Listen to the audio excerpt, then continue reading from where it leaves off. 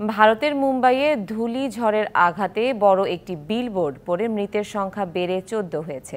আহত হয়েছে 70 জনের বেশি। এখনও ধ্বংসাবশেষের নিচে আটকে আছেন অনেকে। স্থানীয় সময় সোমবার সন্ধ্যায় মুম্বাইয়ের ঘাটকোপারের একটি পেট্রোল পাম্পে এই ঘটনা ঘটে। পেট্রোল পাম্পটির অপর দিকে থাকা একটি বিলবোর্ড মাঝখান থেকে ভেঙে গেলে পাম্পে থাকা বেশ কয়েকটি গাড়ির ওপর তা পড়ে। বিলবোর্ডের ধ্বংসাবশেষের নিচে আটকে পড়াদের উদ্ধারে অভিযান চালাচ্ছে উদ্ধারকারী দল। শক্তিশালী ধূলিঝড়ের প্রভাবে সড়ক যোগাযোগ অব্যাহত হয়। গাছ উপড়ে বিদ্যুতের তারের ওপর পড়ে বিদ্যুৎ সংযোগ বিচ্ছিন্ন হয়ে পড়ে। ট্রেন চলাচলও সাময়িক বন্ধ রাখা হয়। এছাড়া প্রায় ঘণ্টাখানেক বন্ধ ছিল ফ্লাইট চলাচল।